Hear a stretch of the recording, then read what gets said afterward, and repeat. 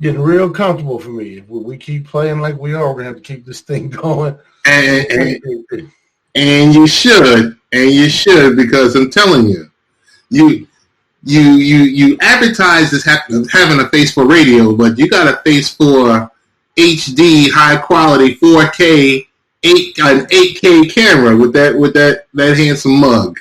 I'm trying to tell him, man. Being this fat, and the hair's falling out. What I got left is turning gray. To still be, it's a gift, Oh, boy. But listen, man. Want to give a big shout out to Haps, Haps.tv, our friends. As we know, Haps offers these world-class broadcasting tools and a community eager to collaborate in a simple way for viewers to support creators financially. Want to thank our friends on YouTube and Periscope and Facebook and, of course, Spreaker and iHeart and however else you get the podcast. Want to say welcome. Bucko, last week you were solo because we were waiting for Big T. Big T was a no-show, and I think potentially a no-show because the Saints were getting ready to play the Bucks. Right. We'll address that later on because but I will say to you, thank you. Listening to you go back and forth, him and Haw, I made $150 last week in a bet. And I just said, you know what? Buckle told me, so I'm going to roll with it. Just so you know, rule of thumb, a thank you plus 10% is customary. You make sure you send me the Cash App, and I'll send some your way, brother. Absolutely not. I had a weekend for me this weekend. I did not place any bet, even though I was extremely confident in what I was saying.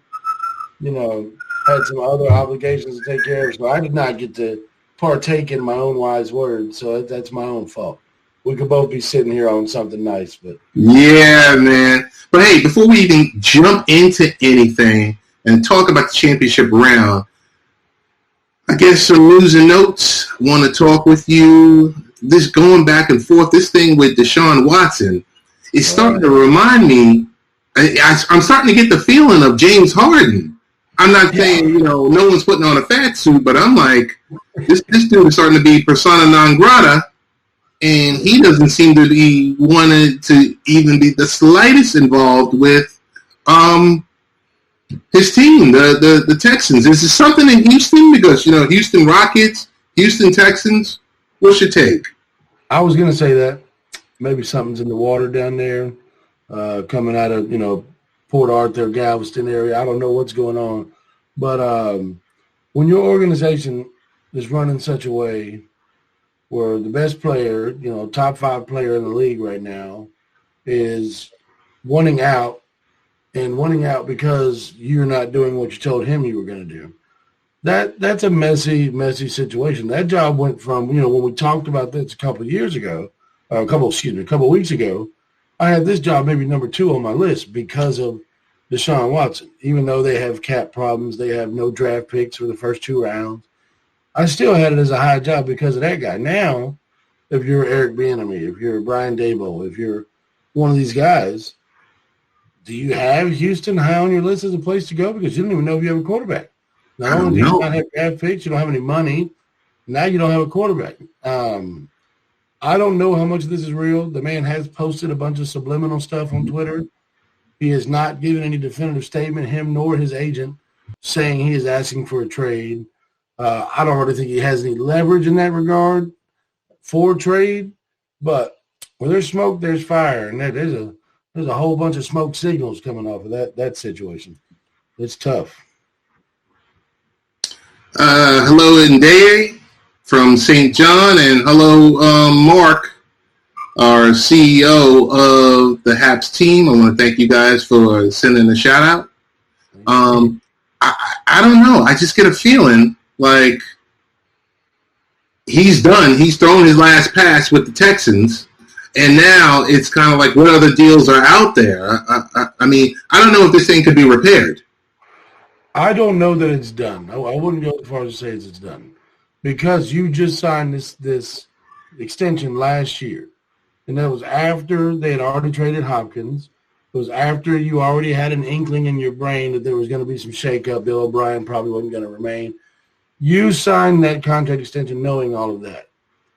So if you're saying we came at this point in the beginning of January, now here we sit on January the 21st, and we're two totally worlds different apart. I don't like that to be accurate. Again, I think there's a whole bunch of stuff being thrown out there, a whole bunch of fodder, a whole bunch of clickbait. I haven't gotten any factual information from any source, whether it be the McNair team there in Houston or the Watson camp. Okay. I think it's all a bunch of hearsay at this point. I know if I'm Houston, I don't give a damn. I'm not trading him. I have the leverage. He's under contract with me for 4 more years. There's a no-trade clause in his contract. You're going to sit out him and find you $40,000 a day until you come back. I'm not going to trade you. I have the leverage. That's the way I would play it. It may not sit over well, but that's what needs to happen. Yeah, hey, I want to also thanks to Mark for the High Five Award. Definitely appreciate it. You got a great platform here, Mark. You got a lot of great collaborators here. I don't know. You got a winner on your hands. Hey, with DeShaun, I just don't know. I just get the feeling that there is no going back. But then again, there's going back because he's under contract. Right.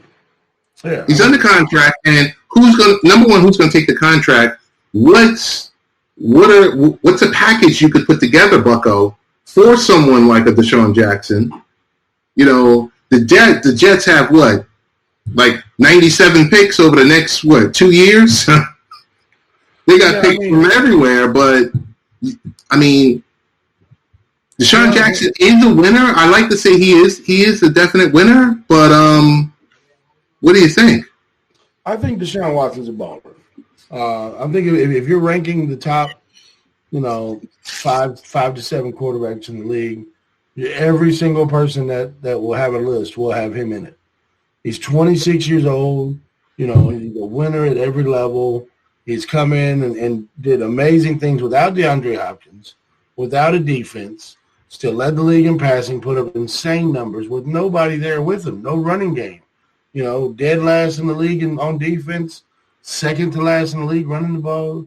He did it all himself. So, yes, his trade market, his trade value is sky high. That contract is actually pretty good considering the level he's playing. So I think the Jets, the Jags, the Falcons, you can give me 12 teams in the league right now will give up whatever Houston asks for to get that player.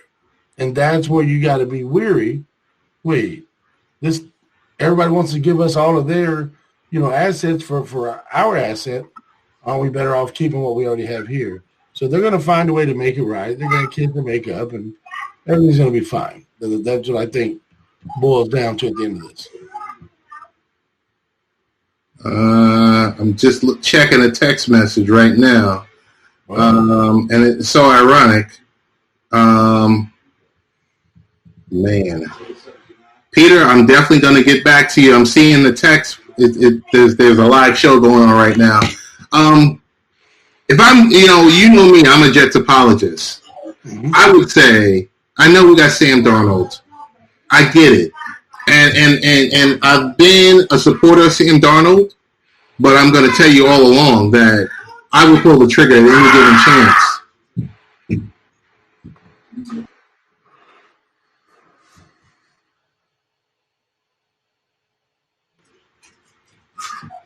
I don't know if I lost you, Bucko. No, it went blank there for a second. Oh. Technical difficulties. I'm sure everybody is on some kind of virtual bandwidth right now. There's so much virtual bandwidth going on in the house. It's unbelievable. Yeah, I got 3 daughters on tablets right now. I know my connection is probably running about 6 megs a second right now. So hopefully I can stay on. Nah, you got the 1 gig. You got the 1 gig connection. You better stop playing around. No, and that's what I do for a living. That's what we install, but I don't have it here. I'm still on 75 meg Comcast line. Okay. You know. So, as I was saying before, I would pull the trigger if I was Jets management. But before I pull the trigger, I would love to have a conversation with DeShaun Watson to kind of see what makes him tick. Yeah. See, and that's what needs to happen. That's what they want to do. They said that the man's been on vacation. They haven't even spoken to each other yet. He's not answering their calls. Well, I mean, I'll deal with it when I want to deal with it. I just gave you 6 hard-ass months, and I balled, and I played through injury, and I won 4 games. I don't even want to think Houston. I'm in Barbados drinking Mai Tais. I'll call you when I'm ready. Period. I was going to wait until Tory gets on here. We'll table DeShaun Jackson. He's been walking real slow since Saturday night, I'm sure, So, hey, I do want to answer Chris B. Chris, I want to thank you for the shout out. Your question is, I got the $1 million question. Are you covering the Super Bowl Sunday? It's a good question, Chris. Not live. not live. I think there's going to be a little too much libation going on to cover it live, but I'm sure it's some aspect of it. I'm definitely down to join Late Night Parents to do a pre-Super Bowl, or if we can even call it Super Bowl. Are we allowed to do that? I don't think you can call it a pre-Super Bowl. Do we have to call it the Superb Owl? But Chris, we'll definitely get back to you because I would love to definitely cover it, this aspect of it, but I would have to sit here and talk about it with Bucko and Big T, and we didn't have that conversation yet. Yeah. So, now, are you talking about play-by-play, or are you just talking about a pregame show, Chris? Chiefs will win. Chiefs will win. Okay. I don't know. We're going to get into that in a minute. We're going to get into that. Chicken so fast there. So, hey, while we're here, tell me this much. There were only, 6 spots open? 6 available coaching spots open. Yeah. I believe the Jets got the pick of the litter of the available coaches, the coaches that they were interviewing, of, never coached before or, never been a head coach with their option. But my question to you specifically, before we get into the available options and who went where, why would anyone take that Detroit job? Honestly, that's where I thought Robert Saleh was going to go because of he's from there, went to school there, his family's there. He's an avid Detroit Lions fan. Richard Sherman, on his behalf, wrote a letter to the governor asking them to please hire him. You know what I mean? So everything lined up, and he admitted he wanted that job. But for whatever reason, Detroit didn't hire that guy, passed on that guy. From what I saw in the press conference today, probably one of the craziest person I've ever seen do a press conference in the NFL setting. That was the wildest, most rage-filled introductory press conference I think you'll ever see. It sounded like a WWE promo. I was listening to Dusty Rhodes, coach of the Detroit Lions. I don't know what that's going on right there. Wow. And I just want to comment back to Chris. Chris, potentially pregame and postgame, yes. Maybe something short, impromptu, during halftime is a possibility also. Thank you for inquiring. Also, we need to speak with, our good friends at Haps. He said he wants to encourage the foodies to do a food Super Bowl. I'm just saying this is a good promoting tool for Haps. Yes, it definitely is to get people involved. Don't threaten this fat boy with a good time. Let's go. We're going to have a spread over here. So I mean, I'm totally off right now. But for, Bucko, last week, so it was me and just my dad that were over here. We just had, burgers. We had hoagies and, some mashed potatoes. And I think I had some dirty rice. That was like, and that wasn't like a Super Bowl Sunday. That was just something you just throw together. Right.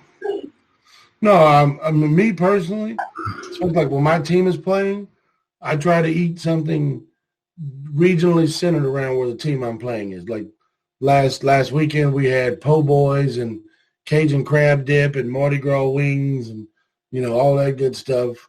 And then we washed it down with a nice Tampa Bay victory. It was beautiful. So this week, I think I'm going to go with like some fried cheese or something, maybe some brats, some Leinenkugel beers, something like that. We try to be geo-specific with our food choices. So give me a quick rundown of the positions that were taken, the opportunities that were taken. Which job would you have taken? Me personally, like I said, the job I would have wanted day one, opportunity number one was L.A. And that is also my least favorite hire. I mean, I think Staley did a good job there in L.A. coaching that defense, but we all know Wade Phillips and company put that together, got it all rolling, and there's a whole bunch of all-pro level guys on that defense. And I don't really think that guy was a real catalyst to making that defense number one, if that makes sense what I'm saying. He's not, in my eyes, I don't know of him as a great coach. I don't know people who have spoken on him before this or before that, but I honestly think you got a hot young quarterback, you got some young talent at the skill position, you got some young talent on the defense that you want to build around. Me, I'm getting a proven offensive coach and pray I can get me a good coordinator just to improve that defense a little bit. They went the complete other way around, an unproven defensive guy. I guess we'll have to shake and see how it plays out, but I am liking the trend I'm seeing, Ted. So far, no retread coaching hires. All new, younger coordinators, first-time guys. I like that trend. I'm tired of the damn retreads and, Lovie Smiths and Leslie Frazier getting all these jobs. You know what I mean? I like to see new blood. So you wouldn't have been happy if you saw Marvin Lewis show up again? A team like Detroit or even the Jets, a team that is in such disarray, such a dysfunction, a guy like that with his track record of discipline and building the program at least to some level of stability, I would have thought that would be a good hire there. I think the Jets in turn still made a good hire. I like Robert Saleh a lot. I think he's going to bring some intensity, some swagger to that team, which is what you need after that nut job you've had the past couple of years.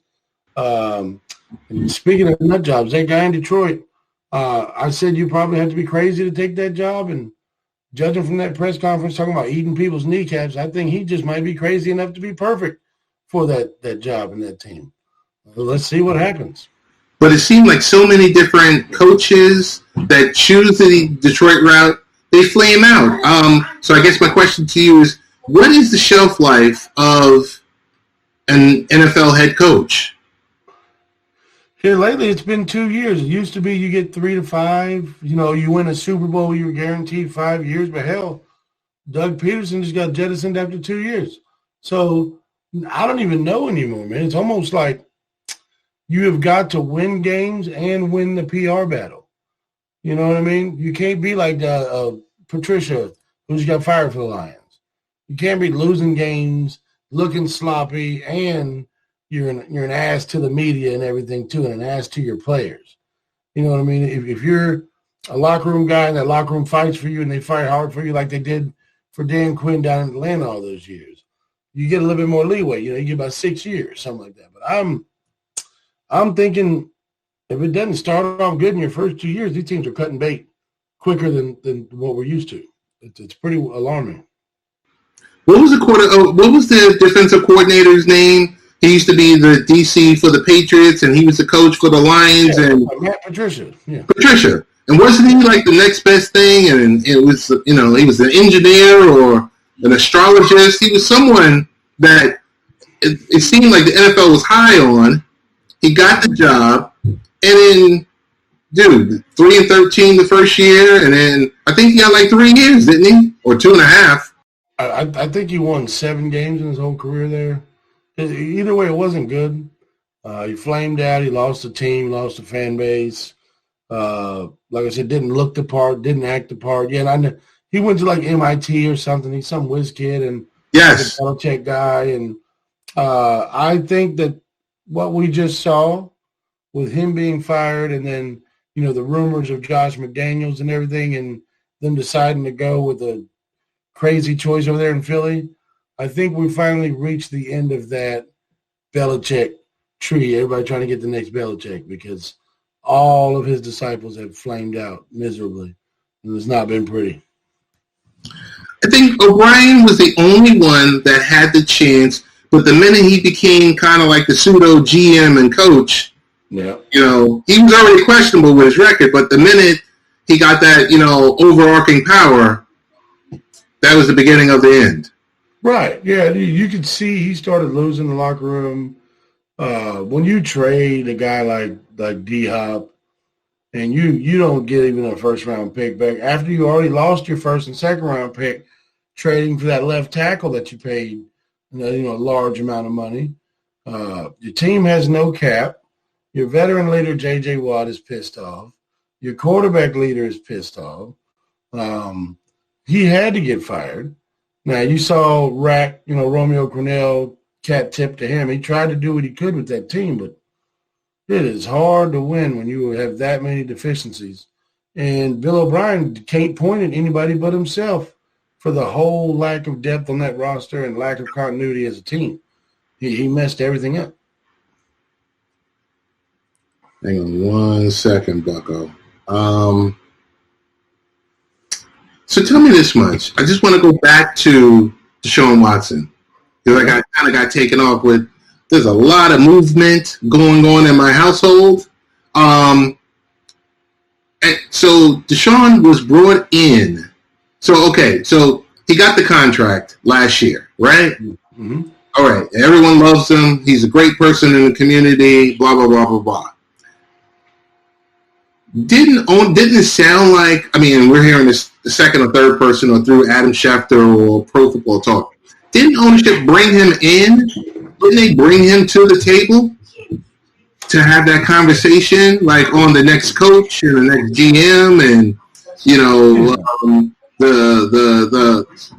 the external consultant agency that's going to hire those positions? Right, and that's the thing is, from what was reported by, I think it's Bob McNair, the longtime beat writer down there. He said what was reported was when they fired Bill O'Brien and did everything, they told DeShaun, we're going to let you have a seat at the table. Your input is going to be, taken in on GM, coach hires, things of that nature. Then they go out and they even hired one of those scouting firms, a couple $100,000 to a scouting firm to help find them a GM, find them a coach. They completely ignored everybody that was on that list. The guy, Casseri, or whatever his name is, from the Patriots, it wasn't even on the list from the hiring firm that they brought in. And DeShaun wasn't discussed at all whether he liked or didn't like the guy. And if I'm the owner of a team, I don't have to include that player in my circle of hiring decisions, but I'm not going to tell him that I will and not be a man of my word. So, yes, I understand DeShaun being a little ticked off, but still, that's not his lane, and I don't think this is going to carry on much further. So at one point, I think Tony Dungy, I think there was a couple of people that were involved in the conversation, or there was a couple of people that were either on the phone but I just know Dungy's name was referenced because, whenever there's an issue, Tony Dungy is brought in as like the oracle. And this is from 10 years ago? Well, Tony Dungy's opinion in a lot of areas is valuable. Tony Dungy let Peyton Manning make decisions But I don't think, like, Bill Belichick didn't include Tom in anything. You know, Packers didn't include Brett Favre in anything. Right. So they made a mistake. They made a mistake? Yeah. Absolutely. Just by telling him you're going to allow him to be in the conversation, you made a mistake. He doesn't know enough about hiring a GM or running a franchise. He's only been a player for 4 years. What do you expect him to know? So so tell me this much. Is DeShaun Watson a franchise quarterback, yes or no? Absolutely. Without question. Okay. Is DeShaun Watson, you answered that question correctly, is DeShaun Watson a contract person, a cap person, or a GM or a player personnel person? No. And is Deshaun Watson the governing body over picking who should be the next coach? No. So I asked you those questions because I knew what answer you were going to provide. I just think it was, clearly a miscommunication. I don't know why they involved him. And it's the Texans' bad. It's their bad because clearly if you're, and I get it, but unless you're, how do I frame this? Jerry Krause didn't include Michael Jordan in, outside of maybe a Dennis Rodman, player personnel type issue. And I just, the way I feel is, if you want that the athlete to be the athlete, it's one thing. But if you're bringing them in, then you bring them in. Right, and then you come out and make the asinine statement of we don't want the inmates running the prison or whatever it was that was said. It's not a good look all the way around. This is a hole that McNair built for himself, dug for himself. He's going to have to find a way to dig himself out. He's going to have to clean this mess up. He's going to have to make it right with his franchise quarterback. But again, all the leverage is still in the Houston Texans side. Right. So Deshaun's going to either have to suck it up and get out of his feelings and play football, or he's going to have to dig his heels in and really force their hand. Okay. I think we'll leave this here for now because I want to get into last week. I want to get into a couple of questions last week because I still feel like, well, not necessarily because he got knocked out the game. I'm going to ask you, is Lamar, do you expect Lamar Jackson to get the, that quarterback contract this offseason? That franchise quarterback contract? I'm glad you asked that question because it was actually, I believe it was either earlier this morning or last night. John Harbaugh said it in a press conference that he is confident, he is certain that the contract extension for Lamar is coming this offseason. Okay. And I thought to myself, like, man, at what level do you pay this guy? Because, yes, he is an incredible athlete. He does things quarterbacks can't do, even Mike Vick couldn't do, right?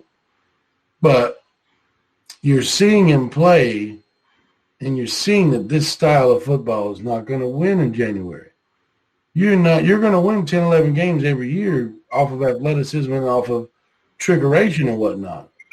But it's not a sustainable playoff winning product. So I ask you that regard. Pat Mahomes making 40, DeShaun Watson making 38, Matt Ryan's making 36, right? Aaron Rodgers making 38, right? What do you pay Lamar Jackson? I don't know. Do you just take the median number of those numbers all along and just squish them together and say 35?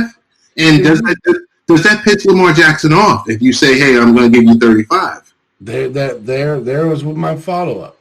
If you're Lamar Jackson, do you in turn think, hey, I'm the best quarterback in the league. I've taken you to the playoffs 3 years in a row. Yeah, right. Granted, we only won the one game, and we kind of got embarrassed in a couple of them. But I brought you here 3 years in a row. We're winning games. I'm putting up stats. I'm the MVP. I want $41 million. Right? So I don't really like the way they played this game. I know he got a concussion there at the end, trying to save a snap that went over his head. I get all of that. You know, that was a tough way for it to end for him. But he did not play well in that game. And, you know, the pick sixes, the errant throws, when J.K. Dobbins had a lane open, he kept it and got smashed in the mouth. Things like that. He was not sharp. He was not on his game. And that's 3 years in a row in the playoffs that it's ended ugly for Baltimore. So I'm confused. I would hate to be in that position because you don't want to disrespect him and offer him $30 million a year, but you also know he's not Pat Mahomes. You know, he's not that guy. So but you that way either. See, so here's the problem, because you don't want to get yourself involved in a problem that the Cowboys and Dak Prescott ran into either. Exactly. But see, look at the Cowboys. Look at how bad they are without Dak. Oh, boy, Dak just got paid by not having to play. That injury got him his money. They were so damn bad without him.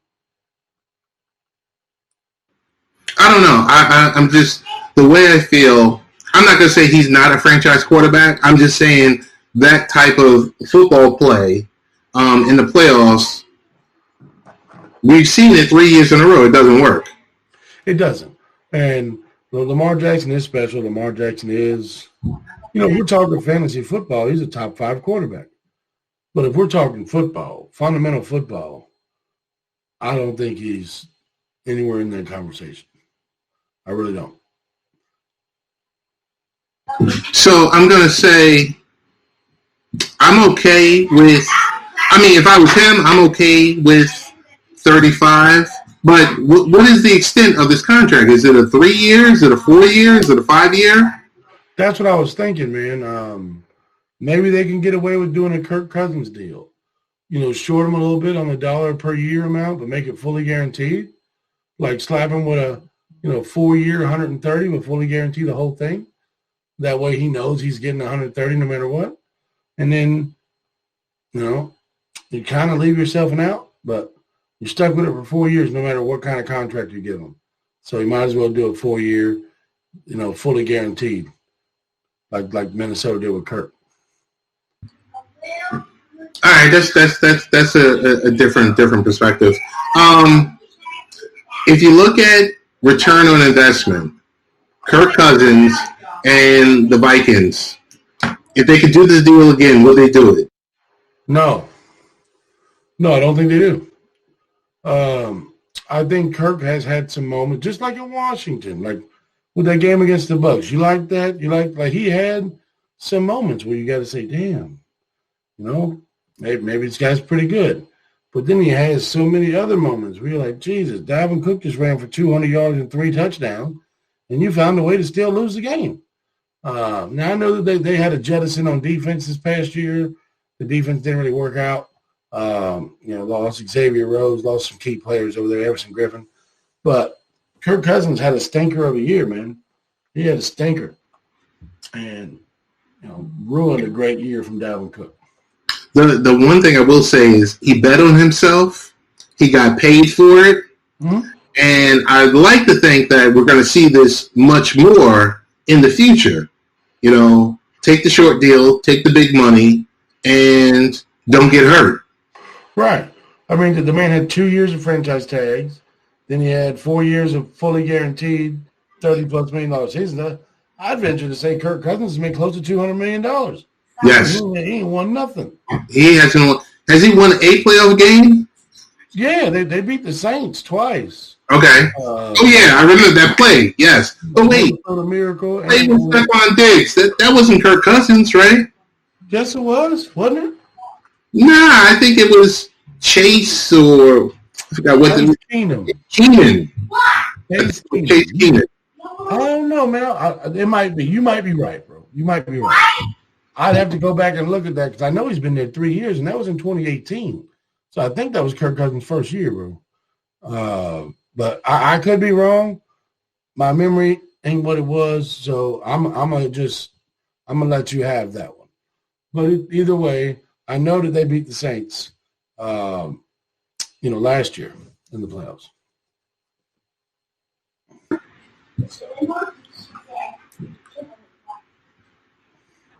I don't want to mention the actual game because T's about to jump on with us.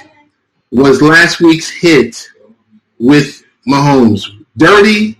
Nah, or once again is showing you that type of play is not longevity in that style.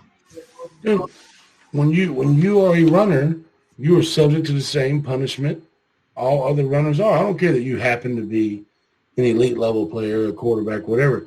You want to sit there and run a zone read option and you want to come up the C gap with your head full steam like that, you deserve to have it rocked off your body. Period. Protect yourself. Protect your neck. He didn't do that. I understand it's playoff football. He was trying to get that yard, and that's football. That was a football play. It was a football hit. There was nothing dirty about it. You want to talk about dirty, let's talk about the young man who was made a hell of a catch, made a hell of a play, just trying to dive and get a couple extra yards and get in the end zone. Instead of first and goal on the 1, it's first and 10 going the other way. Because it just so happened to barely lose control of the ball when it was going to the ground. That's a dirty play. That's a rule that really needs to be revisited. I think that's kind of a jacked up mistake. But no, the Pat Mahomes hit was clean. The hit on Lamar where he was pushed in the back of his head, hit the turf. I hear people say that was dirty. No, these are football plays. We've seen some really, really non-personal fouls get called protecting these quarterbacks. And if they're in that pocket, you run that risk. But you get out of that pocket and you start running like a running back, I'm going to hit you like a running back. Hard.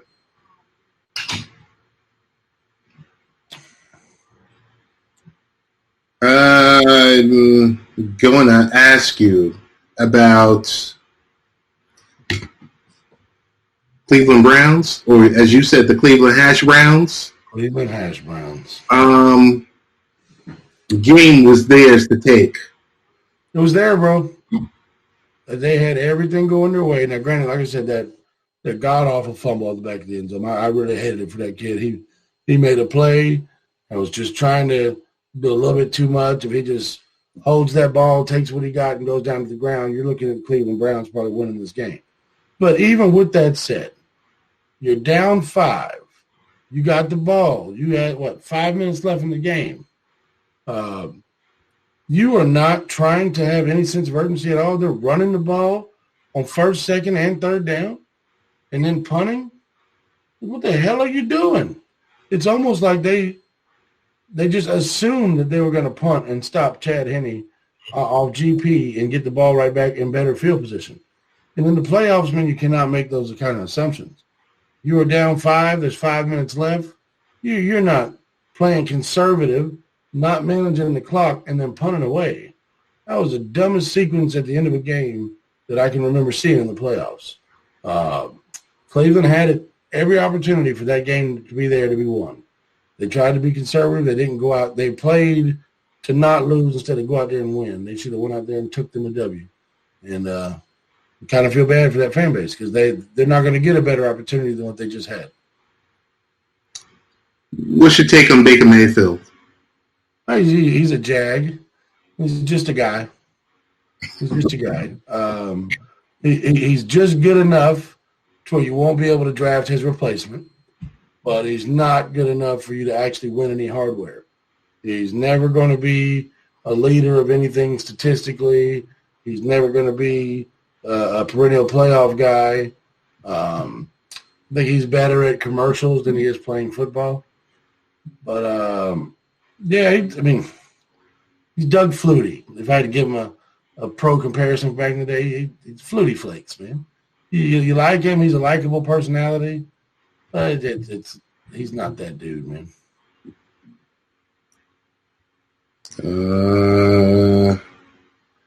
I will say this much. I mean, yes, I live in New York. Of course, where I live in Long Island, they consider Jets and Giants their teams. Buffalo gets no love down here.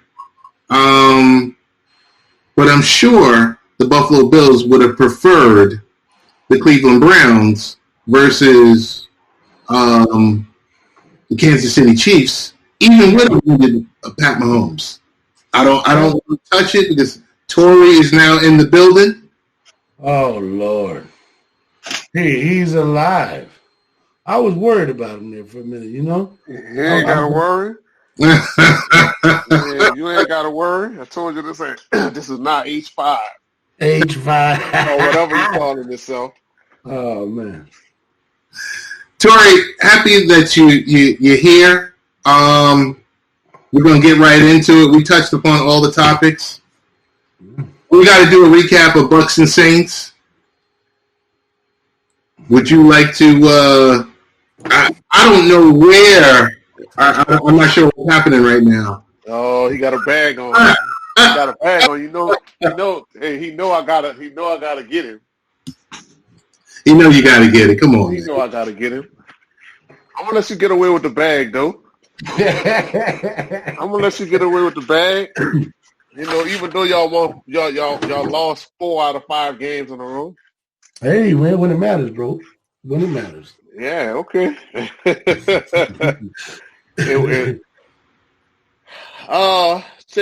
Like I said, I'm not coming on here to make excuses about the game. We turned the ball over 4 times. We gave away 4 turnovers, which led to 21 points. Yeah. And I don't care how good your team is, you're not going to win like that in the NFL. Right. And that's ultimately what happened. I think not having Taysom Hill and not having Deontay Harris in the second half is just it was a big loss. And especially when we got down in the red zone early. Like I told Bucko, I said when we got down there twice and we came away with 2 field goals, I said that's not good. The game should have been 14-0 at that point. It ended up being 6-0. I was like, that ain't good. Right. And, that was key. The Deontay Harris had me nervous because I knew that was one aspect of the game where we're not strong whatsoever. Is on the special teams, and that Joker with 2 out the gate. I was like, "Ooh!" I saw that yellow flag. I said, "Thank you, Jesus, thank you." That would have been a backbreaker right there. But yeah, shout out to the Saints defense because look, Drew Brees. I think that's the worst game I've seen Drew play ever, and it sucks that likely it's his last game. Him going out like that because that defense balled. I think we had 5 3-and-outs. We had 4 turnovers, and we only won the game by 10. That's incredible. You know, we should have blew them out, but the defense played well. We lost Tory for a quick second. I don't know if he's pulling an ain'ts. We lost his video. Hey man, the bag hurt his feelings. He had to go.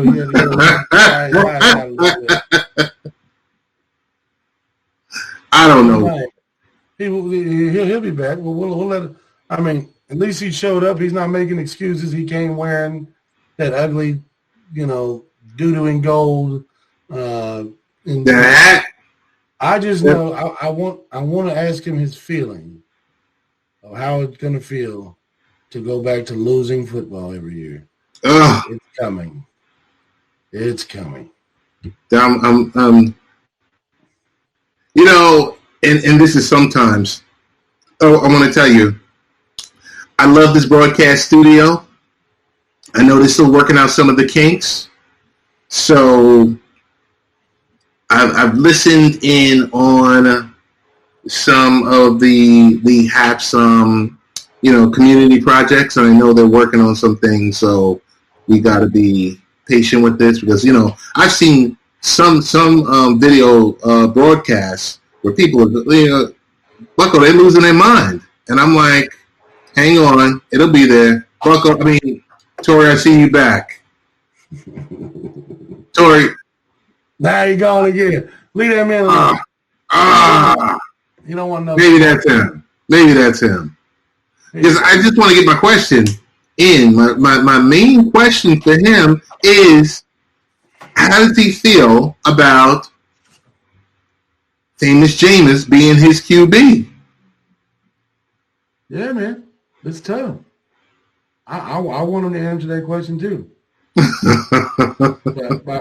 my wonderful daughters helped me make this in commemoration of Tory. And his boy, it's over. It's over for you, man. You're done. It's over.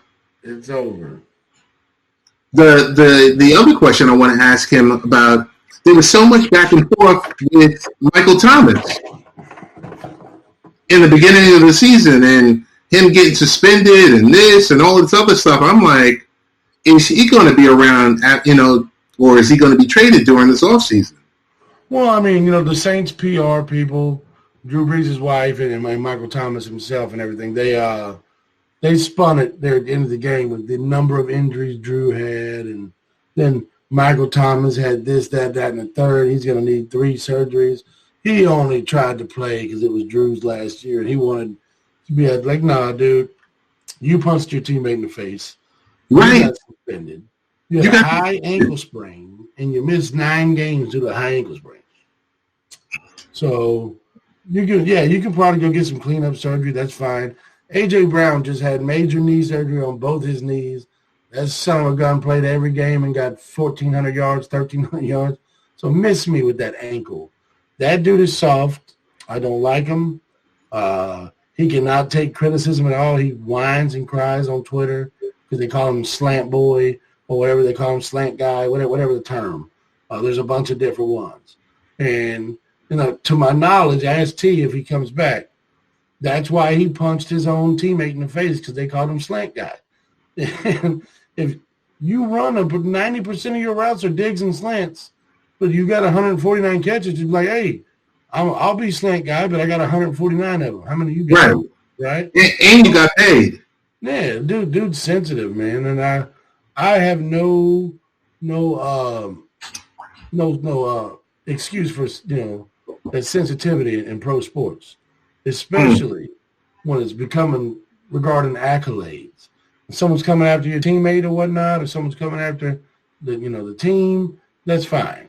But someone attacking you on Twitter, you cannot let something like that bother you when you're a multi-million-dollar professional athlete. So who was attacking him? Like an egg? Was it like someone without an avatar? No, it was actually a bunch of people, like Jalen Ramsey. Oh, okay. Actual players in this league, other receivers saying, oh, yeah, I'd probably catch 149 balls, too. If I had a guy completing 75% and throwing nothing but slants, I'd have 170 catches. They were on his ass because he was out here, all of this extra flex. I'm the best, can't guard me. Like, no, we can guard you. We're just going to let you have that 7-yard stunt. We're going to make you get one. We ain't getting nothing over here. But that man had 7 targets, 0 catches, 0 yards, 2 drops.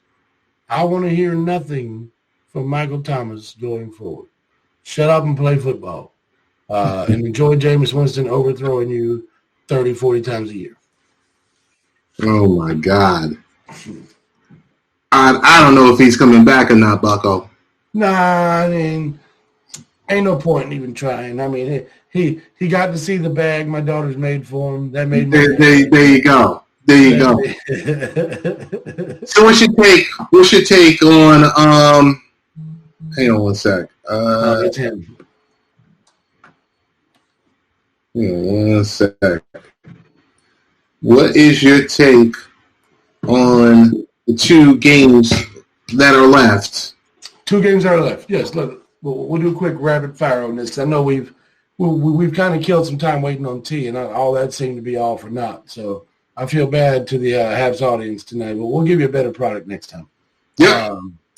But these next 2 games, man, you couldn't have scripted this season to go any better. Josh Allen, Pat Mahomes, 2 of the young leaders of the future of the NFL. Aaron Rodgers and Tom Brady, the last of the old wave, right? You couldn't have scripted it any better. I think it's good for the Bucs finally. They gave us the early game, especially being we're in friggin' Wisconsin. It's going to be 18 degrees and snowing. I love the fact that game is on at 3 and not at 7. So you got the 3 o'clock game. All right. Yeah, we got the early game. Let the young boys have the nightcap. Tom Brady, you're going to be in the bed by 8 o'clock, bro. You know how we get down. But no, I honestly, just like what I said last week, the game we played against the Packers means nothing. Okay. Just like the 2 games we played against the Saints meant nothing. This is the playoffs. The Packers are playing at a very high level. They're running the ball well. Aaron Rodgers getting that ball out of his hand. But the way we're playing right now, Ted Drew, we are playing, buddy. The defense is flying. Devin White is incredible. That man was all over the place. Levante David, Mr. Steady Eddie, doing all the little work so Devin White can run around and make big splash. I still am extremely confident we win this game. I think it's going to pose more problems because Aaron Rodgers is not, he can actually throw it. He doesn't have a new arm like Breeze. Mm-hmm. So I think it's going to be a game, but the Packers don't have the defense the Saints have. So I still see us scoring easily into the 30s. Okay. Will the Packers score with us is my question. So what's your prediction?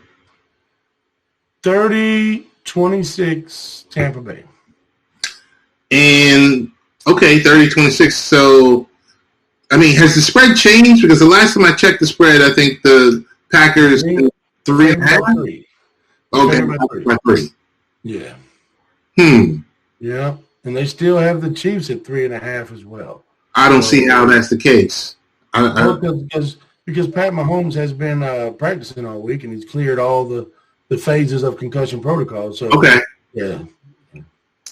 Tory, you're back. I know you there were some technical issues. The question I got to jump in here, Bucko.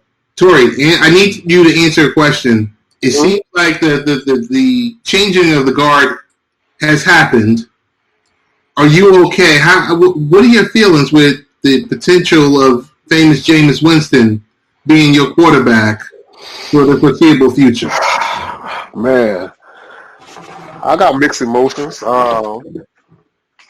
It's definitely not going to be that. Here's what I have to say about Jameis and Bucko. I wish you would try to deny anything I'm about to say. He was a little turnover prone coming out of college, so we knew the turnovers were there. However, when he did get to Tampa, they put a good offensive line around this man, and they didn't build an offensive line around this man like they did for the great Tom Brady. They didn't go out and draft, a left tackle. So basically what you saw from Jameis last year was him running for his life a lot, him trying to make a play, and the offense that Bruce Arians ran was designed for him to push the ball down the field. Now, that does not excuse his decision-making at times, but when you don't have a clean pocket and you're running for your life, you tend to press a little bit. Is he going to be Drew Brees? No. Do I think he's improved from being around Drew Brees and being around Sean Payton? Yes. How much he has improved, we'll see. I'm optimistic about him being the quarterback of the future. I want to see what he can come in and do because the Saints have a good offensive line. He's got playmakers around him. He's got the arm talent. The knock on Jameis was the turnovers. And I know my man Buckle gonna sit up here and be like, "Oh, with Jameis, y'all didn't put an offensive line around Jameis to keep him upright and to keep him from running for his life while he's been in town." We have the same exact offensive line we had last year, except for one rookie right tackle. One rookie right tackle. That's it. The rest of the line is the exact same. Tom Brady getting the damn ball out of his hands instead of running around stupid. And we're not down by 30 because of 2 first-half picks and having to fight and come back. So we're balanced. But it was the same thing when Fitzmagic was the quarterback. I'm not going to say Fitzmagic is a good quarterback either. I was the conductor of the Jameis Winston bandwagon. Yeah, you and I both. 2012. You and I both. Coming out of high school. You and I both. I I'm off that bandwagon. I derailed that train and tried to. I don't think he's a bad. Let me say this: is he a top 10 quarterback in the league? No, not right now. But he's a lot better than some of these starters in the NFL. A lot better. Yeah, like dude, when I sat here and I looked at the Steelers just signed Dwayne Haskins and not going after a guy like Jameis Winston, yeah, I can get your point there that I'd put him somewhere to the middle of the pack. Yeah, he's in the middle of the pack. How hard is it going to be for your offense to go from second best of all time to 16th best of right now? They got to try. They have to try something because here was Tampa's game plan, and I'm gonna show you this. They came in saying, you know what, Drew Brees is not going to throw the ball he's not going to throw the ball past 20 yards, and if he does, it's only going to be twice in this game. Okay. So they came into the game not fearing any type of deep threat. Their safeties played up. Okay, because there was nothing, they were afraid of nothing getting behind them. So that's why you saw the extra tight coverage on Michael Thomas and everything Drew Brees tried to get underneath. It was contested because that was the game plan. We know what they want to do. We want us to. They play them twice. They played them enough to be familiar with what they're trying to do and not get manipulated by it this time. So Ty Bowles said, you know what? We're gonna pull the safeties up. We ain't afraid of nothing deep. If you're gonna beat us deep, you're gonna win this game.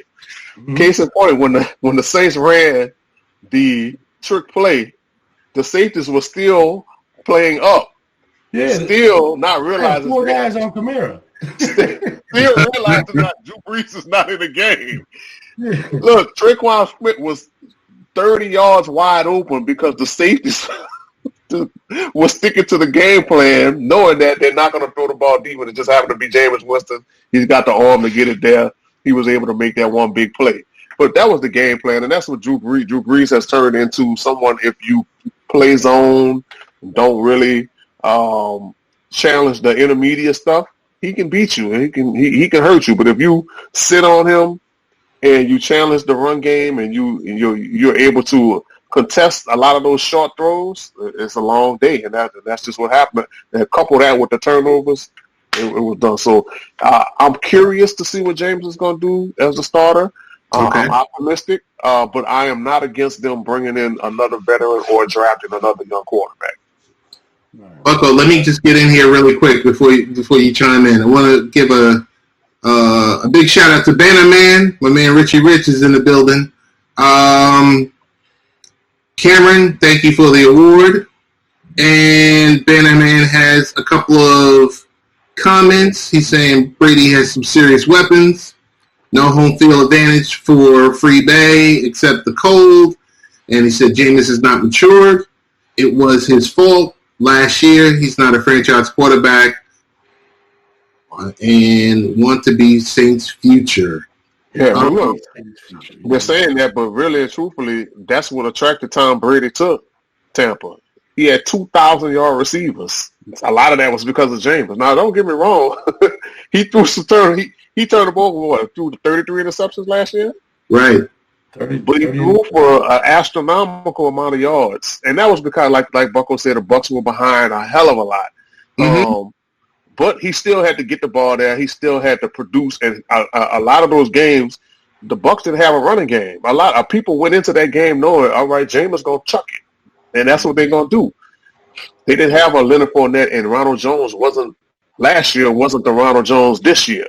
True, very true, very true. So a lot of that played into what happened to him last year, and so they're saying it was his fault. But like I said, he still produced those 2,000-yard receivers, was raised Tom Brady's eyebrows and say, hey man, they got some talent down there in Tampa. I need to get down there.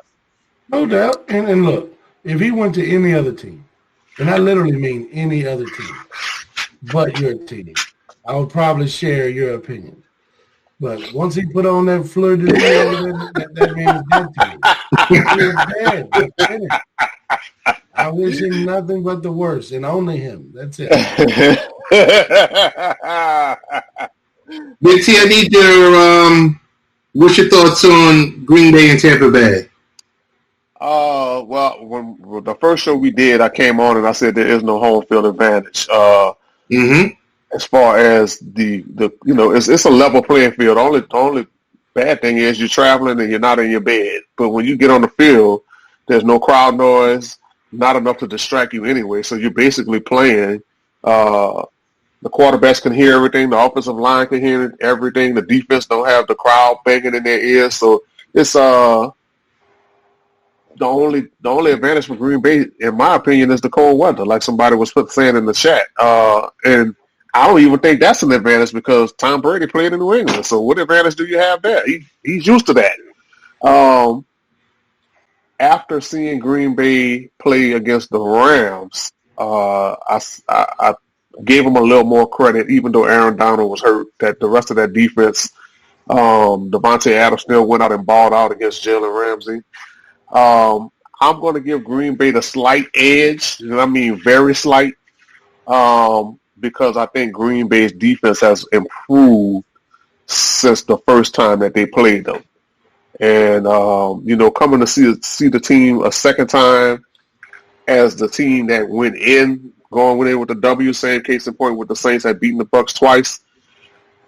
The team that lost often comes in with that edge because now they're in the lab like, oh, man, we got to go back and see what they did. And the way they got stomped, I know they sitting in there like, man, we got to definitely figure out what the hell happened when we went to Tampa Bay. So home field advantage, nah. Cold advantage, I mean, Tom Brady going to have me ready for that. He used to that. I think that's not going to affect him. I give Green Bay just a slight edge because I think their defense, I'm not worried about their offense. The offense is going to do what they do. Aaron Rodgers is going to do what he do. But I think their defense has stepped it up just enough to give them a slight edge over the Bucs. Okay. So I guess we'll go to the primetime game, which is going to be, the next generation. You got Chiefs and you got Buffalo Bills. Like I said, Buffalo's a New York team that New York doesn't support. I don't get it. I do get it. I've always liked Buffalo more than the Giants. I don't know. I don't know why New Yorkers don't. I don't know why they don't like the Giants. I mean, I don't know why they don't like. Is it because Buffalo is not quote unquote in New York? They don't play at Giant Stadium. Is that what it is? Right. They don't play in New Jersey. They actually play in New York. Right. Is that what it is? But hold on, they're closer to Canada than they are. Yeah, they are. Yeah. And that's the big thing because people in New York. People think New York City. You think of Queens, you think of the Bronx. Right. That's not the case. You can always make room for a third team and be a Bills fan. I don't know if Bucko commented on this game. He didn't. Even with Patrick Mahomes, come on, we all know he was going to play. There was no way in the world he was going to miss this game unless his head was falling off his body. They were definitely going to clear him in concussion protocol. With him playing, man, I like Buffalo, man.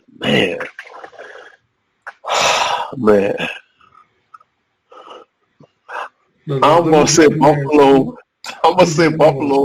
Surprisingly, I'm gonna give Buffalo by a field goal in a close game. What? Only because I like the matchup of Tre'Davious White on Tyreek Hill. Okay. The advantage I give Kansas City, the advantage I give them is Travis Kelce. But Buffalo has Edmonds in the middle at linebacker, so it's kind of it's almost of a toss up with them. So I think because of Buffalo's defense, I'm gonna give them an edge by 3 points. And the cold once again is not a factor. There's cold in Buffalo, it's cold in Kansas City. That doesn't factor into it. Yeah, I think they're gonna allow. I think it's 7,000 or 8,000 fans. That's not enough to really make it. No. Right. But hold on there, Bucko. So Big T, I need a score. Man, okay. I'm gonna say. Oh man, I'm gonna say Buffalo 20-17. Low scoring. Yeah. Low scoring. Yeah. I got it going a kind of a different way. I got the same team winning. I too have Buffalo. I have both underdogs in these contests winning. I see the game being neither team is really able to run the ball this last part of the year. Mm-hmm. Neither team is going to try. Mm-hmm. And they're going to be out there slinging it, balls flying everywhere. Like T said, they got the linebackers that might be able to step up in coverage underneath on those crossers with Kelsey and Robinson and those guys. But I really, really like Josh Allen and the way he's playing, the way Diggs is playing, the way Beasley is sprinkled in there. Mm-hmm. And the fact that Brian Daboll says, look, I can't run it. I'm not wasting plays trying to run the damn ball. I'm going to sling it. I actually respect that. And I see this game being a shootout. I got a 33-27 Buffalo. Wow. Yeah. Yeah. So how y'all feeling the Bills? If Mahomes didn't take that hit last week, would you have been swayed the other way, or you're already in the Bills? I don't think the hit on him is. I don't think that factors into it at all. Like I said, unless his head was falling off his body, he was going to play. So I don't think the hit that he took plays into him going into this game any differently. I just think Buffalo is kind of that perfect storm going up against them. They got one of the best secondaries in the NFL. The safeties, the corners, they're gonna be ready to play. You got Tre'Davious White, and don't forget about Josh Norman. They got Josh Norman at 33 years old. Norman's still out there playing with an attitude, you know. I think I saw it on the internet going around this week. They had Andy Reid and Tyreek Hill as the two guys in Weekend of Bernie's, holding up Pat Mahomes' heads. And this is how we come into the game. No matter what. He is going to play no matter what. Yeah, no matter what. Yeah. And honestly, I'm telling you right now, before that movie came out, before all these protocols, I think Pat Mahomes would have came back in that football game. Yes. Yeah. He comes back in that football game. Yep. So it was not a dirty hit. It's a clean football. Yep. I don't want anybody crying. You want to sit there and try to run the ball, get hit like a runner. Yep. And that's the one impact I think that injury is going to have on him. Andy Reid's going to think twice about calling that play, and Patrick Mahomes going to think twice about calling that damn play. Yeah. I don't think it stops him from scrambling, but I think it stops them from calling any type of quarterback design. Right. But then on the other side, you got Josh Allen, and let's go. Yeah. Give me that quarterback run. I'm taking it. Yeah. He's going to make a lot of plays. When you look at the Chiefs' defense, you look at the secondary. Who are you afraid of? I mean, the Honey Badger out there doing this thing, but you're not necessarily afraid of the Honey Badger. But Stephon Diggs is looking at that secondary like, all right, okay, well, I don't know. Whatever side I'm going on, let's go. And their best corner, Bashard Breeland, coming out of protocol as well. Mm-hmm. So, he make a tackle the wrong way. He can get dinged back up. Again, Kansas City, if you look at them this last month of a year, they limped into the finish line, man. They have not looked good. The Falcons took them to the damn brink. I mean, everybody has pushed them to the wire. I'm always the guy going at the team that's hot into the playoffs and continuing that hot. The Chiefs kind of backdoored their way into this bye and really hadn't been tested, and they just don't look crisp to me. Buffalo firing. So that's my difference in the ballgame.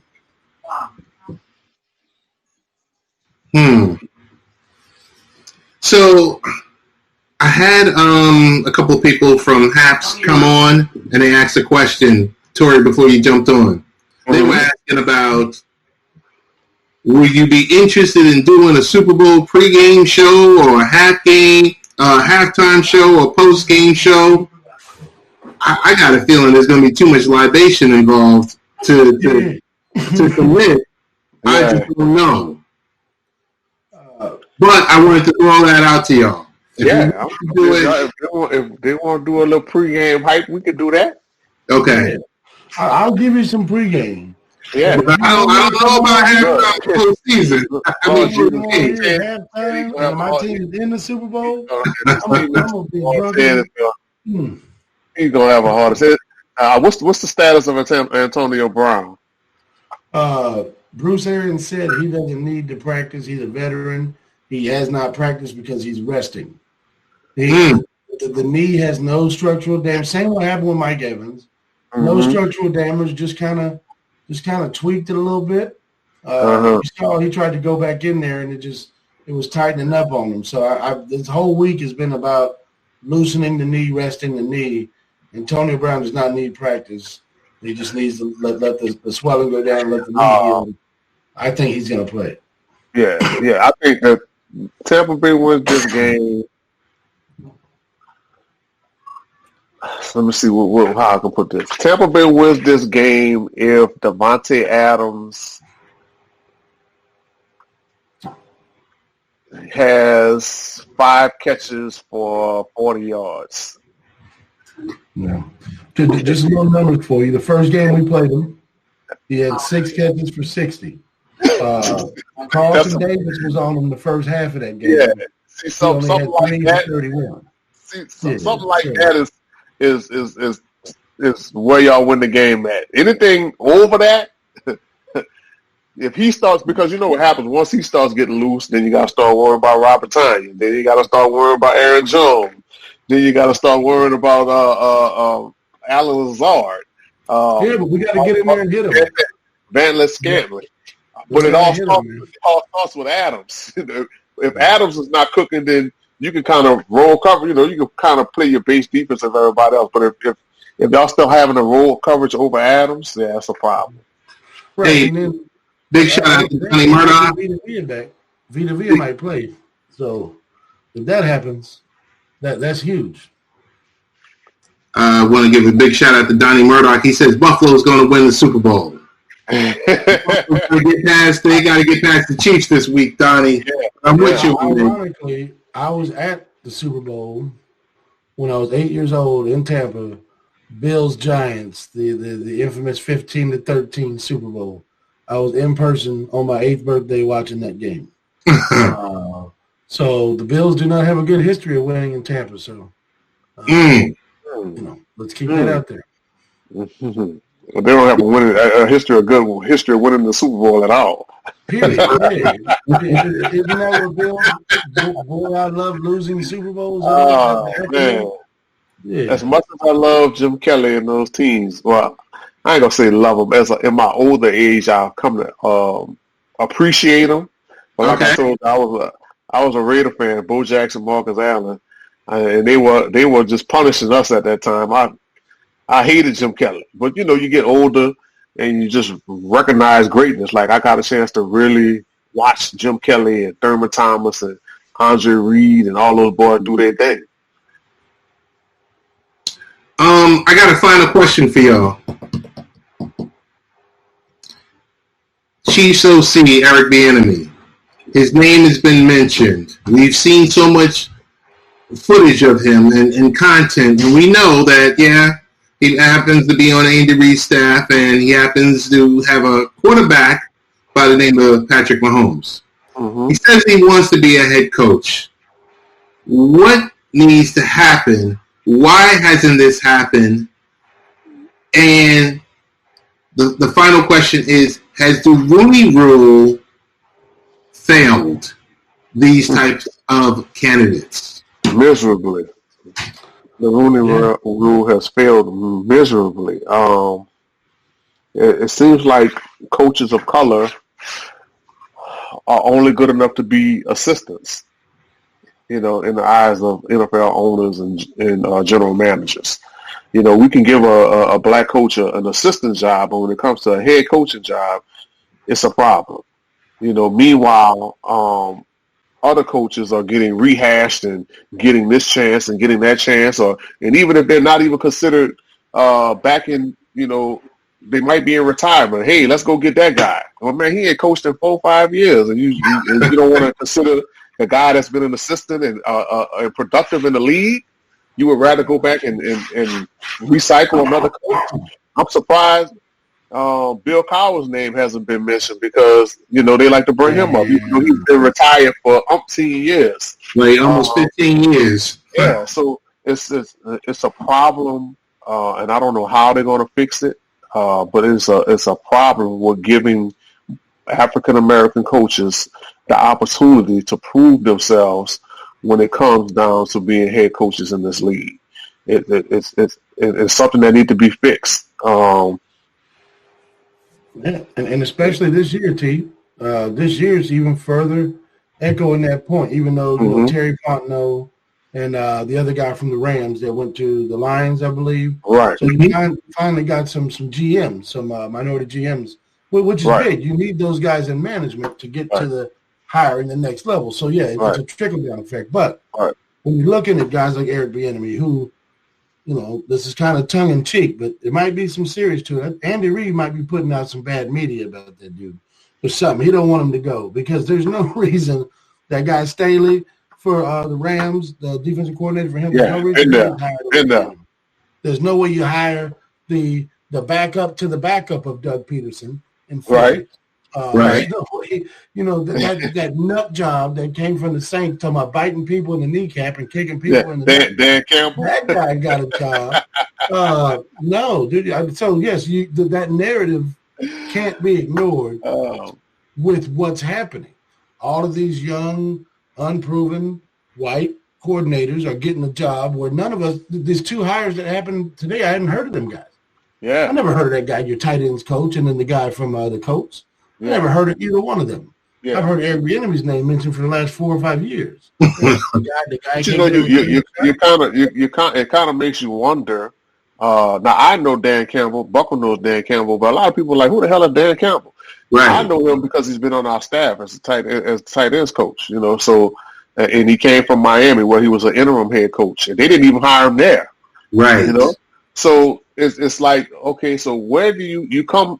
And you get a coach off of Sean Payton's staff, that's the tight ends coach, not the offensive coordinator, the tight ends coach, and you promote him or you give him a job in Detroit as the head man. And that was their guy. That's who they wanted. But the guy that's coached up Patrick Mahomes and led one of the most prolific offenses in the league, along with being tutored by one of the greatest head coaches in football, he doesn't get a look. He's not high on y'all list. What are they doing in Detroit? I don't know.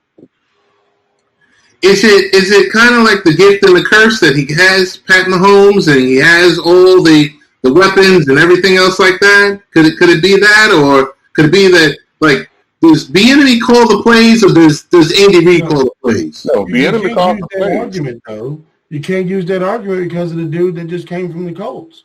Okay. The guy ain't never called a play in his life. You never even heard his name. You at least know who Eric Bienemy is. Right. Right. Dude, that's what I'm telling you. So this guy at some point either misspoke in an interview or something happened in this guy's life where someone's trying to prevent him. Because that's the only thing that makes sense to me. He's overly qualified. He was a player. He's a coach. He's been on a great staff, under one of the great mentors of this game, and you're not considering him, but these guys coming out the woodworks, 34 years old, we never heard of them. Right. I want an explanation. I want to pray that as a society in 2021, it ain't because of the color of the man's skin. Right. But what else are you led to believe? Because I really have no concrete information as to why he's not being stronger considered, unless this is just us as couch GMs overhyping the guy. I really don't know, man. Yeah, I don't know either. But the guy's been a good coach for a long time. You go all the way back to his days in Minnesota, where he coached. He was the running backs coach. He coached Adrian Peterson, all those years. Now you sit here and you say, "Oh man, well he's Adrian Peterson," but just great talent still needs to be coached. That's what people get. That's what people fail to realize. Great talent still needs to be coached. It still needs to be coached. There are still bad habits that develop. There's still things that they're trying to implement into the system. great talent still needs to be coached, and he has done it over his career, whether it be Adrian Peterson, Patrick Mahomes, or whoever else he's had. If even take that, you talk about Patrick Mahomes, but you take him out the equation for the little while that he was out of the game last week, and they come in and they call in plays that are working for the backup quarterback. Yeah, Chad Henne, 4th and 1. You know, Andy had a wheelbarrow walking in front of him. That was ballsy, man. That was wild. You can't say that it's all Patrick Mahomes, because they clearly are able to coach players up, and he's a part of that. So Jerry Miller chimes in and said Chicago should have fired Nagy and hired Bienemy. Not doubting that. Here's the other thing. Does it make sense for Bienemy to go be a college coach? No. And then no. My thing is this, Buckle.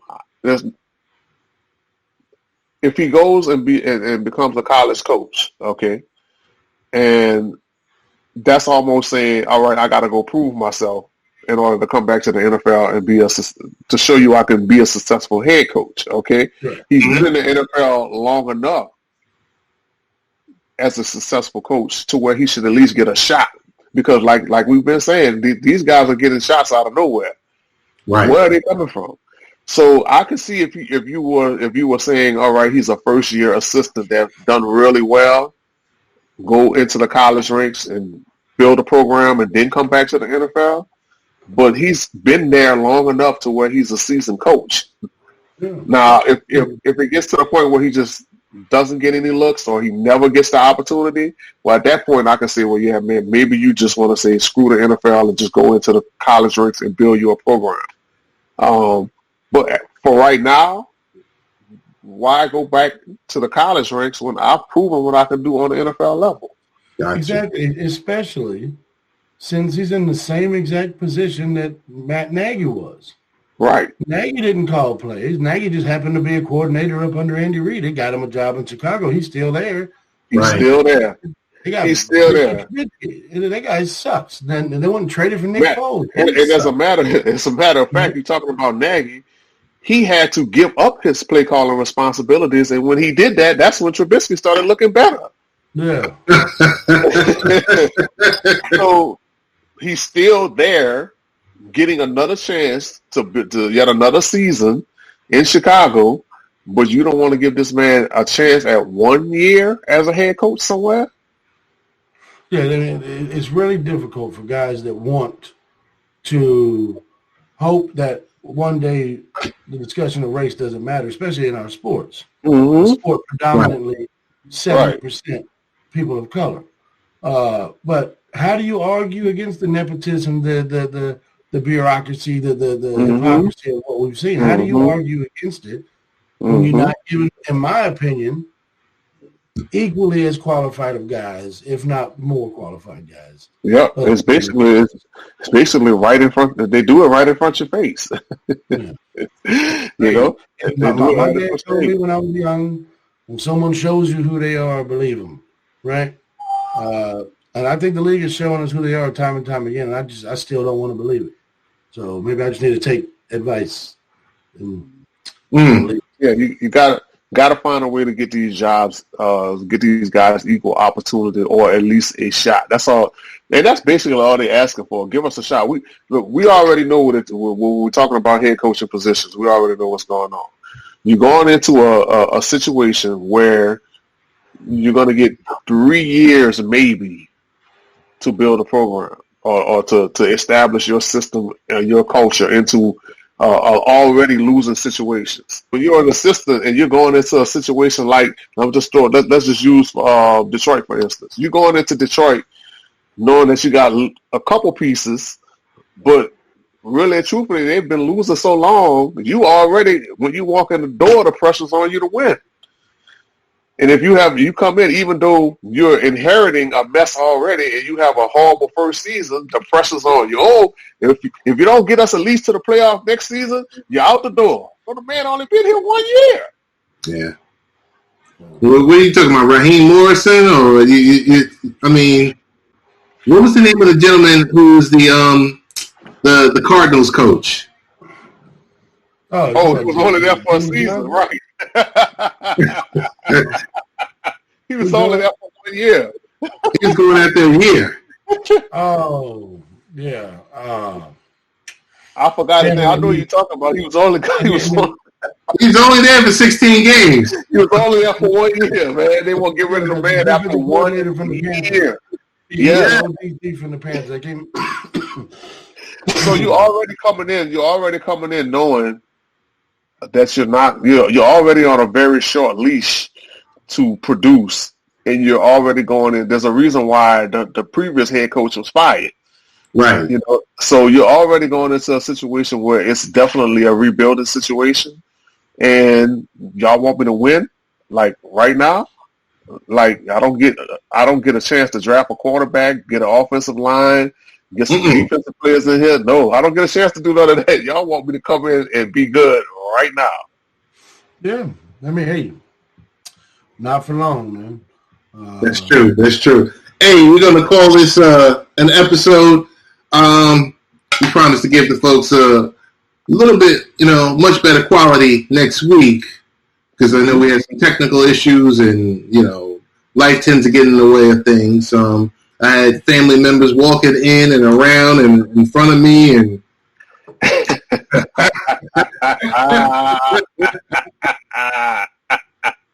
man. I'm letting it go. Oh, man, you got your day coming. Man. Your day coming. But y'all better not get blown out by Green Bay. That's all I know. Y'all better go up there and represent the NFC South. Y'all better not get blown out by Green Bay. On next week.